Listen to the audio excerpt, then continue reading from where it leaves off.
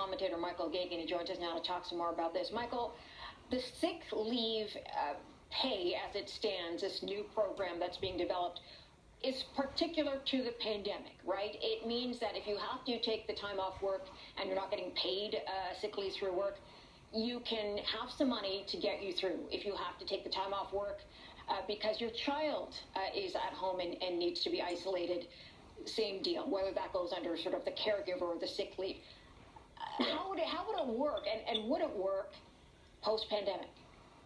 Well, yeah, as you said, it's certainly necessary during the pandemic. What we're trying to avoid is the situation where someone feels economically pressured to go to work, to go to that senior's care home or do whatever, even though they're feeling sick, because we're trying to contain this virus even as we head into a second wave of COVID-19. So I think the timeliness of this is critical. That having been said, obviously from the NDP's perspective, they want to see this continue as a benefit so that people, who may be in a job where they're not afforded sick leave or what have you, that they can have a federal program to fall back on so that if they are genuinely ill, that they can take that time off to get better, to heal, what have you, before returning to work. There's certain economic efficiencies that come with that, even post-pandemic, but it's certainly critical that we have this, that we're getting the second wave. And I believe the Trudeau government already introduced a similar caregiver-style benefit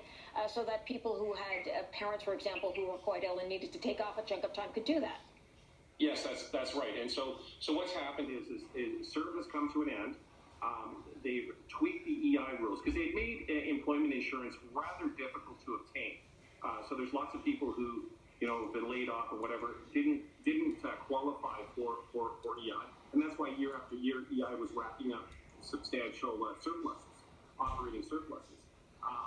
But now what they've done is they've eased some of the restrictions on a temporary basis. They estimate that'll be about another 400,000 Canadians that will qualify for EI under the temporarily modified rules that otherwise wouldn't. But then, as you said, there's going to be a benefit plan for those that are caretaking, and there's going to be a benefit plan for those that are self-employed that may still continue to need financial assistance. So those measures are certainly ones that we're not expecting to continue after the pandemic, unless, of course, as a nation we start moving in the direction of UBI or what have you, but universal basic income.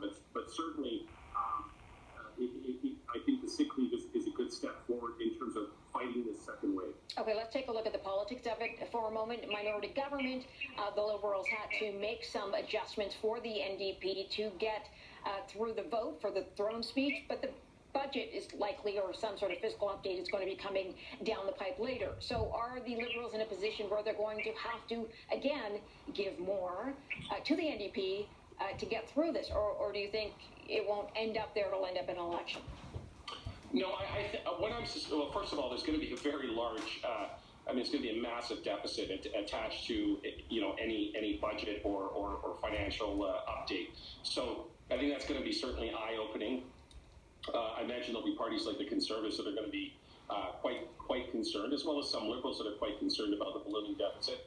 So I'm not expecting the budget to be a time where the NDP is going to be looking for more. Certainly the Bloc Québécois has said they want to see more in the way of transfers to the provinces to help the provinces deal with their increase in healthcare deficits because of the COVID-19. That's a whole other issue. But I'm not expecting there to be further deal-making from the NDP, but certainly getting the NDP support in the throne speech, providing this 2-week sick benefit, it seems to indicate that going forward, this is very much going to be a Liberal government backed up by the NDP, because both the Bloc and the Conservatives have made it clear that they're not on board with what the Liberals are doing.